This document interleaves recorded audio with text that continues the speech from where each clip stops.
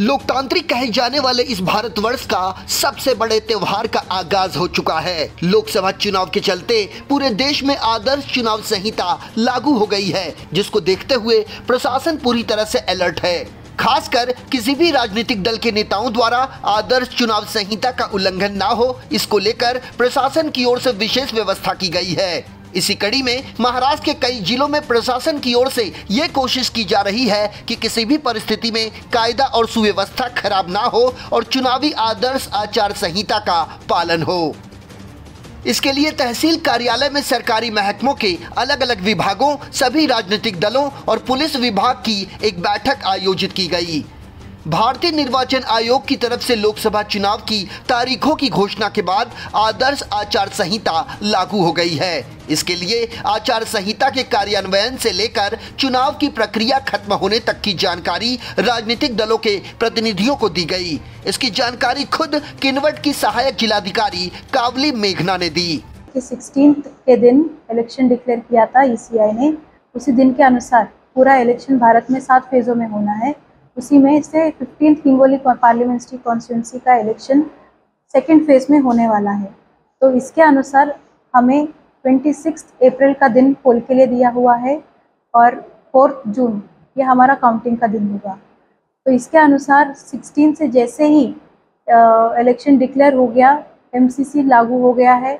हमने हमारे तरफ से एआरओ और 83 किन्नवट सभी ऑफिसर्स ने इलेक्शन के बारे में हर एक रेडीनेस प्रिपेयर करने का, हर किसी चीज़ का प्रिपरेशन शुरू किया है। और लोगों से भी हमारी ये विनती होगी कि 26 को आके हर कोई अपना मत दे, अपना अधिकार वोट देने के लिए इसको वापरे। और एमसीसी का जो उल्लंघन होगा ये उल्लंघन ना करे। एमसीसी में मेजरली 2-3 चीज़ें होंगे। ये हमें पहला मुद्दा ये है कि हम हर एक पॉलिटिकल पार्टी को, इंडिपेंडेंट कैंडिडेट हो या पॉलिटिकल पार्टी से हो, कोई भी कंटेस्टिंग पार्टी का हो, उनको एक फेयर ग्राउंड दिया जाए। ये एमसीसी का पहला मुद्दा है और सबसे बड़ा मुद्दा। तो इसी कारण हर एक जगह पे से, प्राइवेट हो या पब्लिक स्पेस हो, सारे पॉलिटिकल चीज़ों के बैनर वगैरह निकाल दिया जाए। ये सबसे पहला मुद्दा है। हमने इंश्योर किया कि सारे ये बैनर्स, पोस्टर्स और फ्लैग्स जितने हो पॉलिटिकल मैसेजेस के साथ, ये निकालिए जाए। और दूसरा, व्हीकल्स का जो यूज़ करा जाता है, प्लीज़ आपको ये निवेदन होगी कि हर एक व्हीकल यूसेज और सभा का यूसेज का परवानगी आरओ के यहाँ से मिलेगा। सिंगल सुविधा ऑनलाइन सिस्टम किया हो ताकि लोगों को ज़्यादा प्रॉब्लम ना हो, उसको यूज़ करके अब परमिशंस लिया जाए। और दूसरे एमसीसी के किसी भी चीज़ के बारे में उल्लंघन ना किया जाए, ये हमारा रिक्वेस्ट होगा।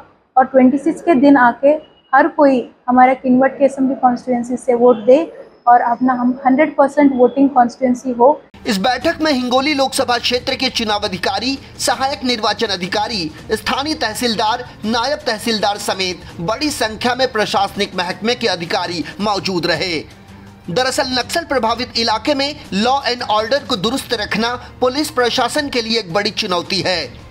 बात करें यदि हिंगोली संसदीय क्षेत्र की, तो नांदेड़ समेत यवतमाल जिले का कुछ हिस्सा हिंगोली संसदीय क्षेत्र के अंतर्गत आता है। इसलिए नांदेड़, हिंगोली समेत यवतमाल जिले की सीमावर्ती इलाकों पर पुलिस की सुरक्षा व्यवस्था चाक चौबंद है। लोकसभा चुनाव के दौरान नक्सलवादी कोई गड़बड़ी न करें, इसके लिए संवेदनशील क्षेत्रों में सीआरपीएफ के जवान रूट मार्च कर अपनी मुस्तैदी का परिचय दे रहे हैं और ये बताने का प्रयास कर रहे हैं कि यदि कोई माहौल खराब करने की सोचता भी है तो उसकी अब खैर नहीं।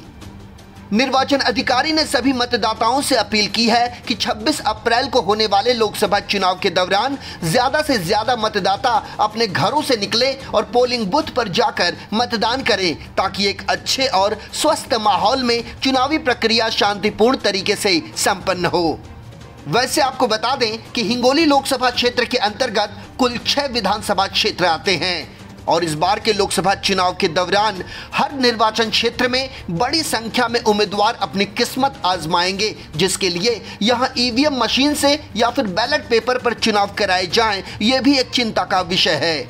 वैसे लोकतंत्र के इस सबसे बड़े पर्व का आगाज हो गया है और ऐसे में किसी भी समस्या से निपटने के लिए जिला प्रशासन और पुलिस विभाग ने अपनी कमर कस ली है। चप्पे चप्पे पुलिस ने अपनी नाकाबंदी शुरू कर दी है। खासकर संदिग्ध दिखाई देने वाले लोगों पर पुलिस की पैनी नजर है। इसके लिए जन जागरूकता अभियान भी चलाया जा रहा है। ऐसे में किसी भी परिस्थिति में चुनावी प्रक्रिया शांतिपूर्ण तरीके से संपन्न हो, यही निर्वाचन अधिकारियों की तैयारी है और सोच भी। किनवट से राशिद फजलानी और मुंबई से संजय मिश्रा, इन 24 न्यूज।